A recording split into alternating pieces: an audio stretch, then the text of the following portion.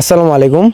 প্রিয় নতুন উদ্যোক্তা খামারি ভাই ও বোনেরা, সবাইকে ওয়েলকাম করছি সিয়াম হাঁসের খামারে।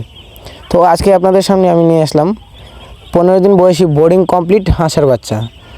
নতুন খামারি ভাই ও বোনেরা অনেকেই আছেন, প্রশ্ন করেন যে ভাই আমি একদিনের বাচ্চা অথবা 5 দিনের বাচ্চা, 7 দিনের বাচ্চা, 10 দিনের বাচ্চা আমি নিয়ে ফালতে পারছি না।